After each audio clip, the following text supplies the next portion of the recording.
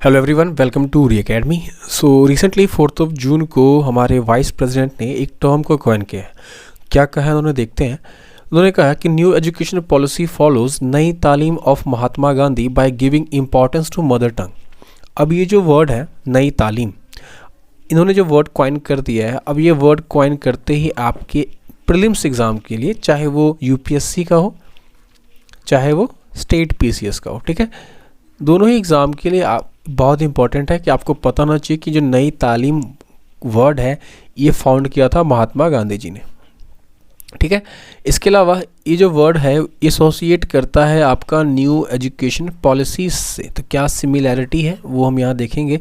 और नई तालीम ये जो टर्म है क्या मतलब है इसका, क्या फंडामेंटल्स है, ये सब यहाँ पे हम लोग डिस्कस करने जा रहे हैं, ठीक है। तो ये जो सिलेबस है, इस सिलेबस के आपके प्रीलिम्स, यूपीएससी के प्रीलिम्स में चांसेस है और जीएस1 में हिस्ट्री सेशन में भी क्वेश्चन पूछा जा सकता है। इसके अलावा अगर एसए में क्वेश्चन आता है आपको, ठीक है, अगर एसए में आता है एसए लिखने के लिए, तो आपको यहाँ पे ढेर सारा कंटेंट मिलने वाला है एसए में लिखने के लिए, ठीक है। एजुकेशन के ऊपर कोई भी एसए आए, चाहे आपका यूपीएससी में या स्टेट पीसीएस में भी आते हैं, तो वहाँ पे आप इस टर्म को और इस टर्म के जो फंडामेंटल्स है उसको ऐड करके अच्छे मार्क्स गेन कर सकते हो। तो स्टार्ट करते हैं न्यू एजुकेशन पॉलिसी के अंडर नई तालीम।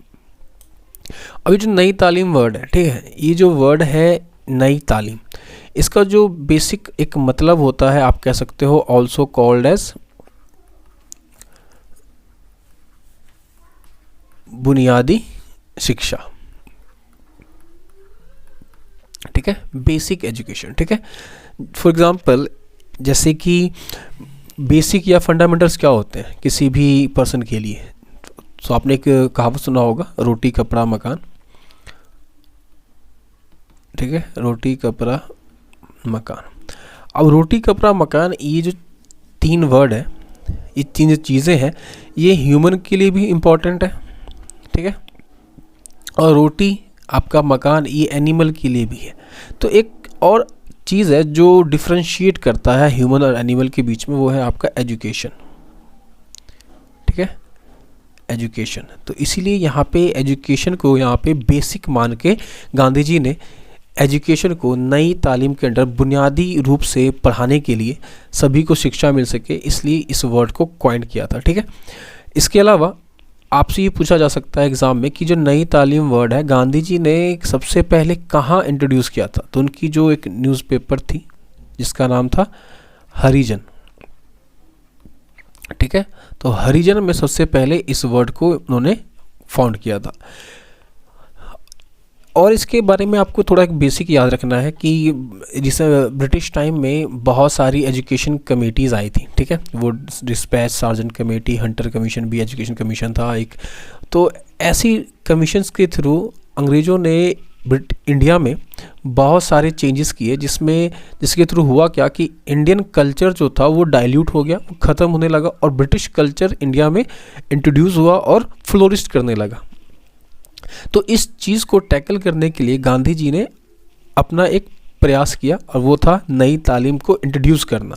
अब हुआ क्या कि आपको पता होगा कि गांधी जी जो थे वो विलेज को लेके काफ़ी सेंसिटिव थे। जैसे कि आपने डीपीएस में पढ़ा होगा, पंचायती राज जो था वो इंट्रोड्यूस किया था गांधी जी ने।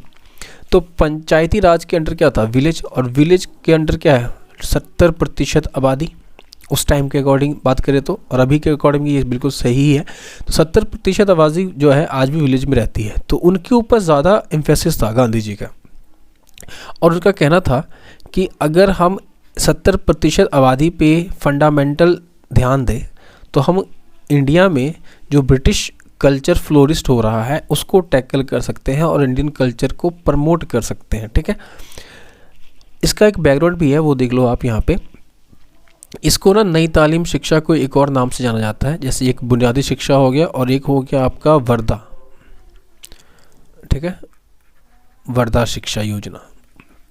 तो वर्धा जो है एक प्लेस का नाम है, तो वर्धा शिक्षा योजना इसको कहते हैं। तो हुआ क्या कि 1937 में एक ऑल इंडिया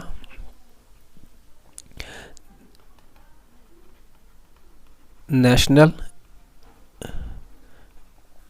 एजुकेशन कॉन्फ्रेंस हुई, ठीक है। All India national education conference हुआ था 1937 में, कहाँ पे? वर्धा में, ठीक है, वर्धा में, इसलिए इसे वर्धा शिक्षा योजना भी कहते हैं। और ये जो कमीशन था, ये जो कॉन्फ्रेंस हुआ, उसके अंडर नई तालीम योजना को पास किया गया और 1938 में ये जो एक तरीके का बिल कह सकते हो ये पास हो गया, ठीक है। और 1939 से इसको प्रमोट किया जाने लगा इंडिया के स्कूल्स में। तो अब इसमें जो फंडामेंटल्स है वो आपके एग्ज़ाम के लिए इम्पॉर्टेंट है, ठीक है। ये तो आपका हो गया प्रीलिम्स के फैक्ट के लिए कि नई तालीम हरिजन में पेपर में इंट्रोड्यूस हुआ था, इसे वर्धा शिक्षा योजना या बुनियादी शिक्षा योजना भी कहते हैं। और 1937 में all India national education conference के अंडर इसको पास किया गया था। ये प्रीलिम्स के फैक्ट हो गए। मेंस में और ऐसे में आपको क्या लिख के आना है कि ये जो नई तालीम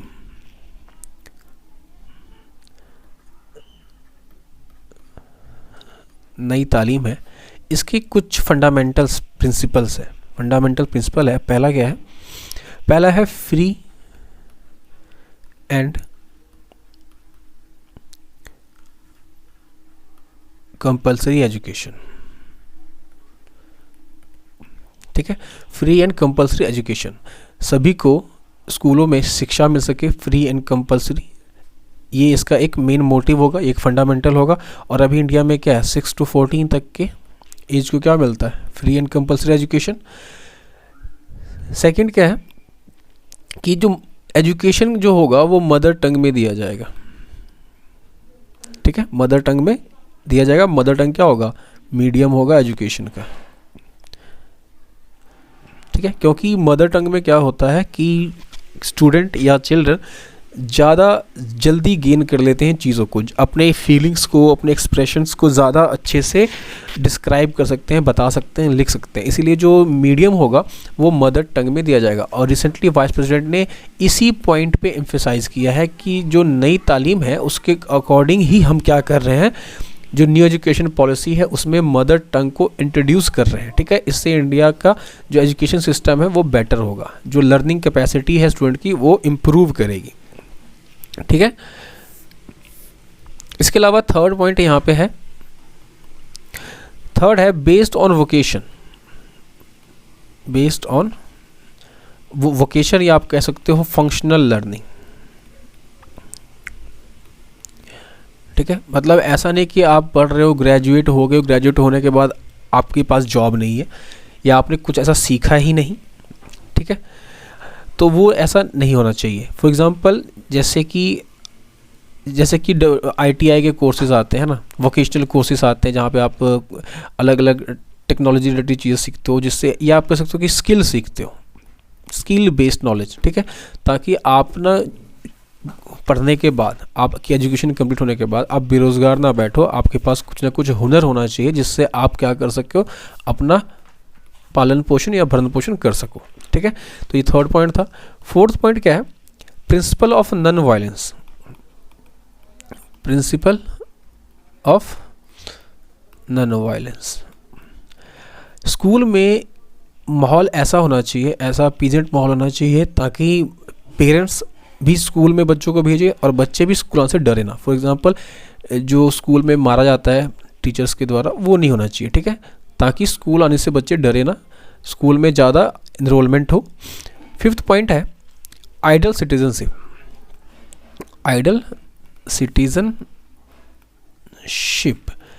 अब ये पॉइंट बहुत इंपॉर्टेंट है, आपको इस पॉइंट को मिस नहीं करना है अपने किसी भी आंसर राइटिंग में। आइडल सिटीजन का मतलब ये होता है कि आज के टाइम में क्या है कि स्टूडेंट इंजीनियरिंग कर लेते हैं, डॉक्टर कर लेते हैं, साइंटिस्ट हो जाते हैं और एक अच्छा सिटीज़न नहीं बन पाते हैं, ठीक है, मॉरल वैल्यूज़ उनमें नहीं होती है। तो इस चीज़ पे ज़्यादा ध्यान देने को उन्होंने कहा था कि स्कूल में बच्चों को ऐसा सिखाया जाए, कंट्री के से प्यार, ठीक है, सही गलत के बीच का भेद, ये सब बताया जाए ताकि वो अच्छा नागरिक बन सके। ऐसा नहीं कि इंजीनियर डॉक्टर कर लिया उसके बाद वो चोरी कर रहा है, वो क्राइम कर रहा है, ठीक है, तो इतना पढ़ने का क्या फ़ायदा। तो इस चीज़ पे एक जोर दिया था उन्होंने। सिक्स्थ पॉइंट ये था कि आपके एजुकेशन का रिलेशनशिप होना चाहिए विथ योर लाइफ, ठीक है। आपके शिक्षा का रिलेशनशिप होना चाहिए आपके ज़िंदगी से। जैसे आप सब ने काफ़ी मूवीज़ में या कहीं ना कहीं देखा होगा कि हमने cos theta, tan theta, trigonometry पढ़ा, हमारे रियल लाइफ में क्या यूज़ है। तो इन चीज़ों का क्या यूज़ है असल में ये पता होना चाहिए। ट्रिग्नोमेट्री का बहुत यूज़ है, एलिवेशन वगैरह आपके जब घर बनाते हो तो आपको पता लगता है, बहुत चीज़ें हैं, लेकिन लोगों को पता नहीं होता है, ठीक है। तो फॉर एग्जांपल जैसे आपने मल्टीप्लाई आपको आता है, आपको परसेंटेज आपने मैथ में पढ़ा है, आपको बड़े अच्छे से आता है, आपको रेशियो निकालना बड़े अच्छे से आता है, आपको कोई सवाल दिया जाता है आप तुरंत कर देते हो।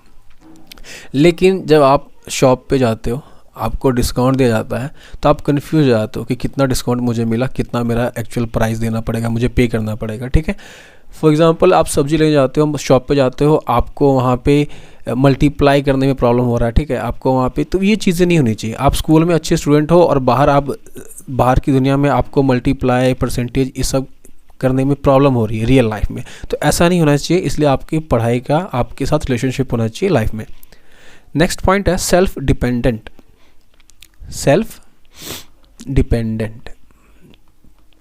तो सेल्फ डिपेंडेंट बनाए, ऐसी शिक्षा आपको मिलनी चाहिए। ऐसा नहीं कि आपने बहुत पढ़ लिया है और आप क्या कर रहे हो, किसी के अंडर काम कर रहे हो या किसी पे डिपेंड हो, तो आपकी शिक्षा ऐसी होनी चाहिए जिससे आप खुद का भरण पोषण कर सके, खुद की लाइफ को अच्छे से सेटल कर सको, ठीक है। तो ये कुछ बेसिक की फैक्ट्स थे जो हमारे नई तालीम जो टर्म है इसके अंडर आते हैं, ठीक है। तो अगर कोई भी एग्ज़ाम आता है मेंस में, तो आपको इस टर्म को वहाँ पे लिखना है और इसको डिस्क्राइब करना है अच्छे से, ताकि आपको अच्छे मार्क्स मिल सके। और रिसेंटली यही न्यूज़ में था कि वाइस प्रेसिडेंट वेंकैया नायडू क्या है, today said that new education policy follow Nai Talim of Mahatma Gandhi by giving importance to the mother tongue as a medium of instruction at a school level. तो जो सेकेंड पॉइंट था हमारा नई तालीम के अंदर, उस पॉइंट को यहाँ पे वेंकैया नायडू सर ने यहाँ पे क्या किया था, हाईलाइट किया था, ठीक है।